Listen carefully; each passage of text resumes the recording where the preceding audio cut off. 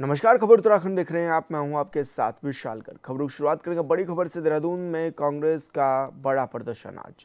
UK triple S paper leak मामले पर सियासी बवाल। कांग्रेस करेगी सीएम आवास का घेराव। पेपर लीक की जांच सीबीआई से कराने की मांग। कांग्रेस बोली हाईकोर्ट जज की निगरानी में जरूरी है। यूके ट्रिपल एस अध्यक्ष गणेश सिंह मौर्तोलिया को हटाने की भी मांग की गई है। लीग परीक्षा रद्द कर नई तारीख घोषित करने पर भी अड़ी है कांग्रेस।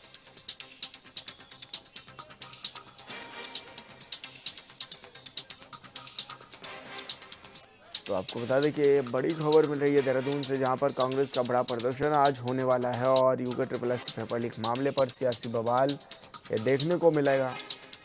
कांग्रेस सीएम आवास का घेराव भी करेगी और पेपर लीक मामले में सीबीआई से जांच कराने की मांग तो है ही। साथ ही कांग्रेस बोली कि हाईकोर्ट जज की निगरानी में यह जांच कराई जाए। और संवाददाता योगेश आर्य हमारे साथ लाइव जुड़ गए हैं। योगेश, क्या कुछ मांग कांग्रेस की ओर से की जा रही है, क्योंकि मुख्यमंत्री तो पहले ही कह चुके हैं कि सीबीआई जांच कराएंगे इस मामले में।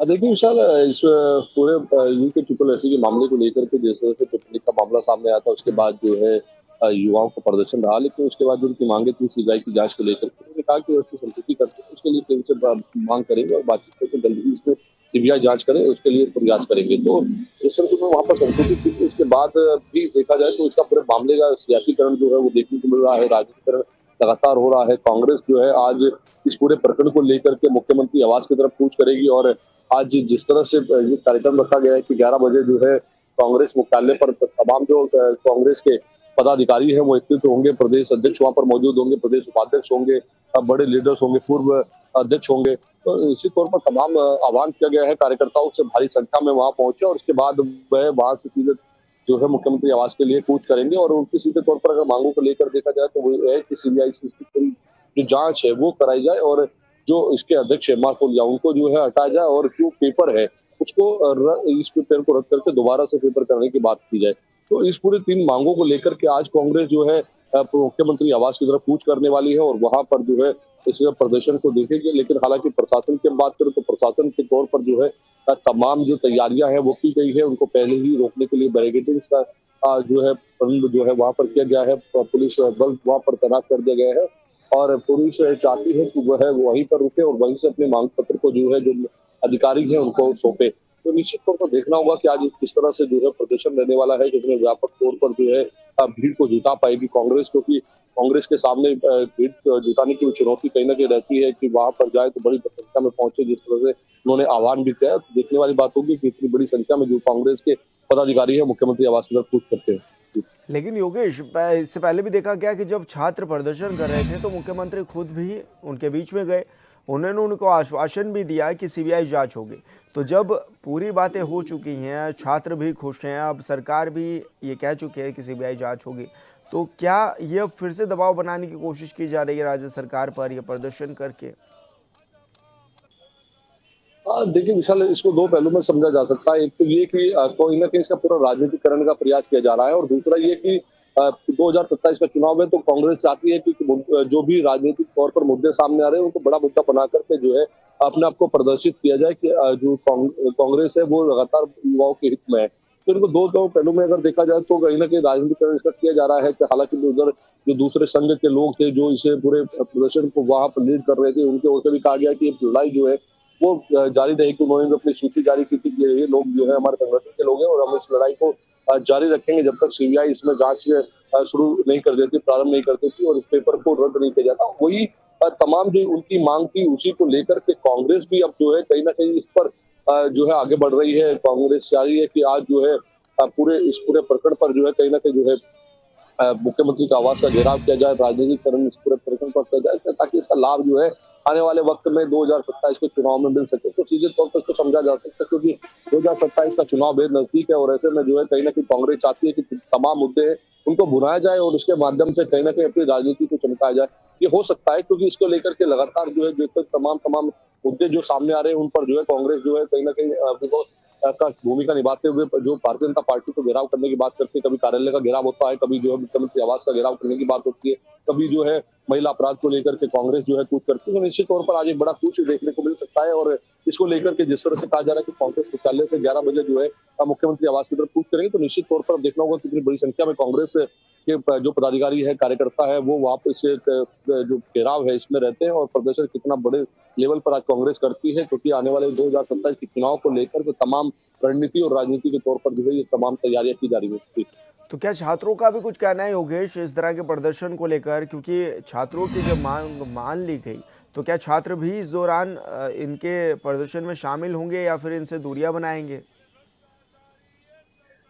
हाँ, देखिए ये कहना भी बहुत जल्दबाजी हो जाएगी विशाल कि युवाओं के अंदर की क्या चल रहा है, युवा वहाँ पर हालाँकि उस दिन जिस तरह से ये पूरे प्रकरण पर जो है कहीं न कहीं मुख्यमंत्री ने सीबीआई की संस्तुति की और उसके बाद कहा कि इनकी जाँच होगी। हालाँकि युवाओं ने कहा कि अभी सिर्फ ये आश्वासन है, इसके बाद क्या होता है ये देखने वाली बात होगी, क्योंकि उन्होंने कहा है कि इस पेपर के दोबारा कराने को लेकर भी 5 से 7 दिन का समय वहाँ माँगा गया था, सीबीआई की संस्तुति कर दी गई थी। लेकिन इस पूरे प्रकरण में छात्र कितनी भूमिका निभाते हैं, क्या कांग्रेस के साथ छात्र मौजूद रहते हैं? क्योंकि कांग्रेस के पदाधिकारी जो जब छात्रों का वहाँ जो संघर्ष चल रहा था, धरना चल रहा था, उस दौरान वहाँ पर सब लोग पहुंचे थे, चाहे वो नेता प्रतिपक्ष की बात हो, चाहे फिर वहाँ पर कांग्रेस के बड़े लीडर्स की बात हो, वहाँ वो पहुंचे थे। उन्होंने वहाँ पर बैठकर वहाँ पर उनके साथ इस धरने में शामिल हुए थे। तो वहाँ आज युवा उनके साथ शामिल होते नहीं होते, ये देखने वाली बात होगी। लेकिन फिलहाल अगर देखा जाए तो कांग्रेस इस पूरे मामले को लेकर के अब 11 बजे जो है सीधे तौर पर जो है मुख्यमंत्री आवास के घेराव के लिए कूच करेगी और उसके बाद तस्वीरें स्पष्ट हो जाएंगी कि आखिरकार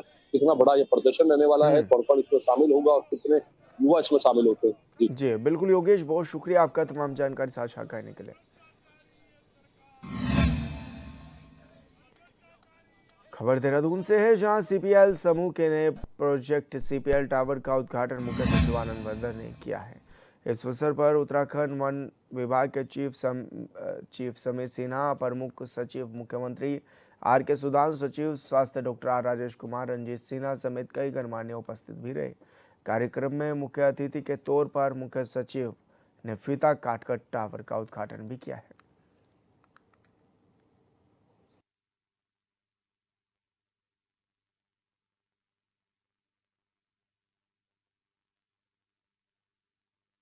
आज 2 नए फ्लोर का यहाँ पे शुरुआत की गई है, आपकी तरफ से उसका उद्घाटन किया गया है। अगर हम देखें तो रोजगार की दृष्टि से भी एक कहीं न कहीं एक अवसर है।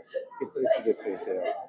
देखिए, सर्वप्रथम तो मैं उनके ग्रुप को और श्री लल्लन सिंह और इनकी पूरी टीम को आज बहुत ही शुभकामनाएं देना चाहूँगा और बधाई भी देना चाहूँगा कि इन्होंने एक ऐसी फैसिलिटी, मॉडर्न वर्किंग स्पेस इस देहरादून के प्रतिष्ठित आईटी पार्क में क्रिएट किया है, जो हमारे प्रदेश में रोजगार को और व्यवसाय को बढ़ावा देगा। और आज विजयादशमी भी है, दुर्गा पूजा है, दशहरा है, बहुत ही शुभ। देखिए, मैं ये मानता हूँ कि रोज़गार सृजन के दृष्टिगत जो सीपीएल टावर्स ने ये बीड़ा उठाया है बहुत ही काबिले तारीफ़ है। और निश्चित तौर पे जो शेयर्ड वर्किंग स्पेसेस का जो कॉन्सेप्ट है उसको ज़रूरी तौर पे उसको बढ़ावा भी मिलेगा, रोज़गार सृजन भी होगा। और जो स्किल लेबर है, जो स्किल हमारी वर्क फोर्स है, उसको भी एक बढ़ावा मिलेगा कि उनके लिए भी यहाँ पे इस टाइप के वर्किंग स्पेसेस हैं। मैं सीपीएल टावर्स के जो संस्थापक हैं ललन सिंह जी को, उनको जो है पूर्ण रूप से बधाई एवं शुभकामनाएं देना चाहूँगा। और अभी देश भर में दशहरा पर्व धूमधाम से मनाया जा गया है और नैनीताल के डीएसए मैदान में विजयदशमी के पर्व पर जुटे लगभग 30,000 लोगों ने हनुमान चालीसा का भी पाठ किया है। इसके बाद राम और रावण के युद्ध के मंचन के बाद मेघनाथ कुंभकर्ण और रावण के पुतलों का दहन भी किया गया। पुतला दहन के दौरान दर्शकों की भारी भीड़ भी जुटी रही।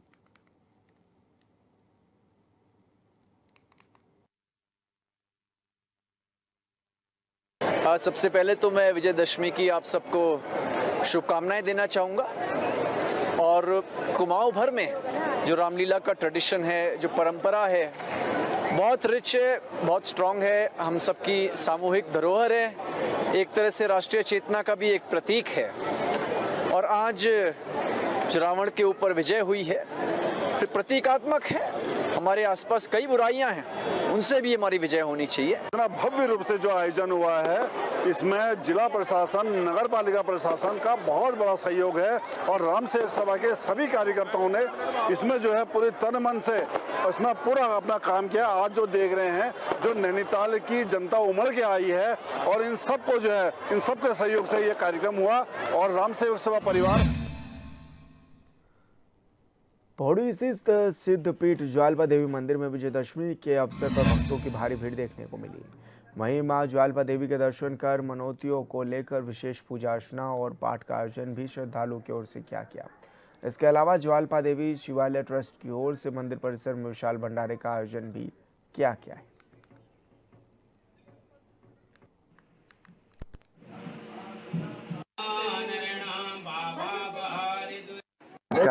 आज को सुनने में आ रहा है, बहुत लोग कह रहे हैं कि इस मंदिर को टीन से ढका जाएगा, पर इसकी आवश्यकता में नज़र नहीं आती। ये मंदिर 1890 में बनवाया गया था और उस ज़माने की जो बेस्ट टेक्नोलॉजी थी उससे बनवाया गया है। कटवा पत्थर मंगवाए गए थे मेरठ से और इसको बहुत ही ढंग से लेकिन पुरातन शैली में बनवाया गया था, जो कि आज तक ही बरकरार है। मंदिर में किसी तरह की कोई लीकेज नहीं है, कोई त्रुटि नहीं है। मंदिर अभी तक ही बहुत ही अच्छी अवस्था में है। तो मंदिर को ढकने की और इतने सुंदर आप देख रहे हैं शैली में बना मंदिर से ढकने की कोई आवश्यकता नजर नहीं आती है।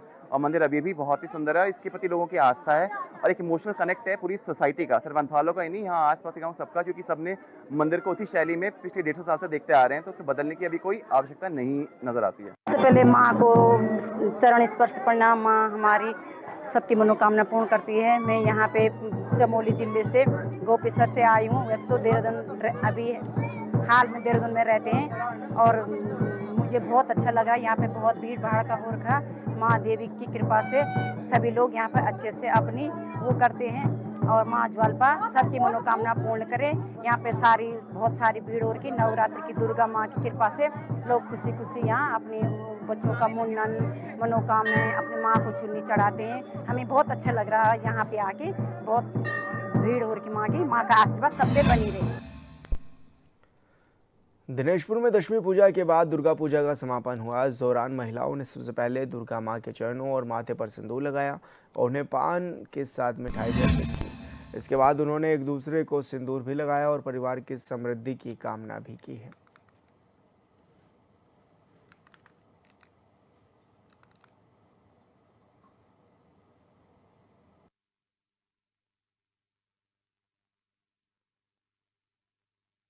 दशमी का दिन था, सब माताएं बहनें सबने मिलके सिंदूर खेला, बहुत एंजॉय किया।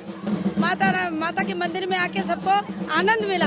हमारी बंगाली कल्चर की ये परंपरा दुर्गा पूजा है और हम आशा करते हैं हर साल ये दुर्गा पूजा हमारे लिए शुभ अच्छे से दिन बीते और आए। माता और सबके लिए मनोकामना, माता रानी सबका मनोकामना पूरा करे और माँ दुर्गा माँ की आशीर्वाद हम सबके। और यहाँ रुकेंगे छोटे से ब्रेक के लिए, जल्द होंगे हाजिर।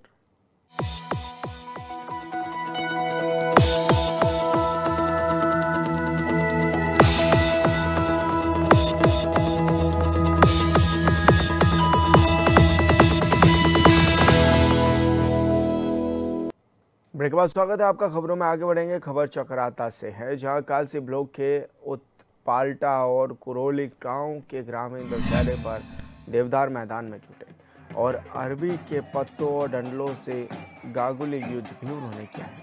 वहीं ढोल नगाड़ों की थाप पर ग्रामीणों ने गागुली के डंडल भी लहराए। बता दें कि यह परंपरा सदियों पुरानी है, जो दो बहनों की दुखद घटना की याद में निभाई जाती है और अंत में सभी ने गले मिलकर एक दूसरे को पर्व की बधाइयाँ भी दी।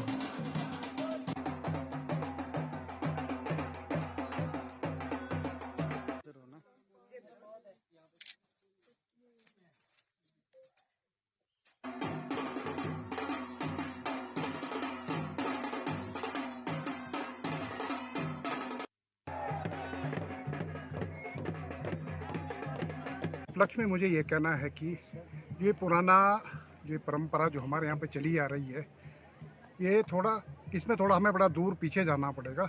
जैसे हम लोगों को ये चीज़, ये जो ये परंपरा है, हमको एक लेगेसी में हमको भी मिली है।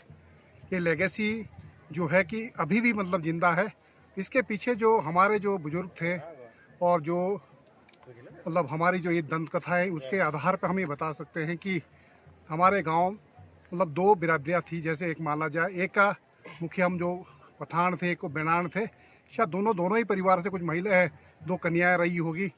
तो उस समय ऐसा रहा होगा कि पानी की आपके समय मतलब ये तो आज के जल जीवन मिशन तो ये सारी व्यवस्थाएं तो आज है, पहले तो पानी की बड़ी किल्लत थी, तो पानी बड़ा दूर से लाना पड़ता था। बहुत ही पुरानी मान्यता है। जब हमारे गांव में रानी मुनि होती थी तो दो जो है वो एक बेनानों के हाल में थी, एक पठानों के हाल में। तो इसके पीछे बहुत पुरानी कहानी है कि वो जो है कुएं में गिर गई थी, जिसके कारण जो है उसका दोषी जो है एक दूसरी हाल को माना गया। तो फिर ये पाप जो है ये मतलब हमारे ऊपर जो है एक तरीके का जो है हम लोग इसे जो है अपने ऊपर शाप मानते हैं, अभिशाप मानते हैं। तो उसे जो है दूर करने के लिए हमारी तरफ से एक पश्चाताप के रूप में जो है हम इसको मनाते हैं गागली यूथ को, क्योंकि जो एक हाल बेनानों और पठानों के 2 आले हैं, तो एक आल जो है दूसरी आल के ऊपर जो है ये इस गागली से जो है वो मारती पीटती है और दिखाती है कि तुमने जो है जो कन्याओं को जो है उन्हें जो है पानी देने के लिए कुएं पे।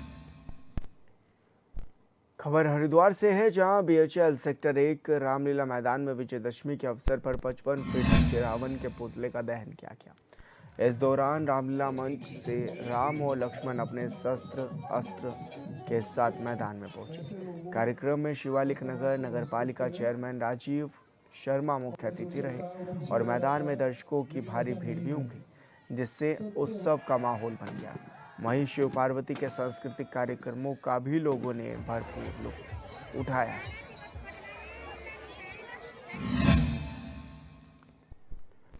ऋषिकेश के त्रिवेणी संगम तट सहित विभिन्न स्थानों पर बुराई पर अच्छाई का पर्व दशहरा बड़ी धूमधाम के साथ मनाया गया।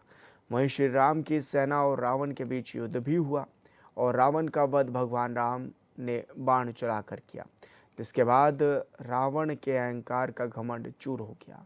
साथ ही बड़ी संख्या में देशी विदेशी पर्यटक और स्थानीय लोगों ने इस मौके पर पहुंचकर लुत्फ भी उठाया और इस पल के साक्षी भी बने।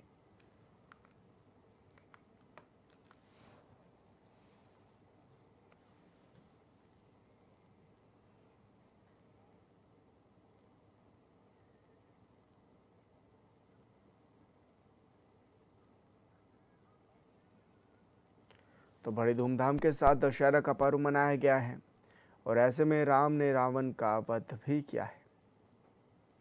पुतले के दहन पर हजारों दर्शक इस दौरान साक्षी भी बने हैं।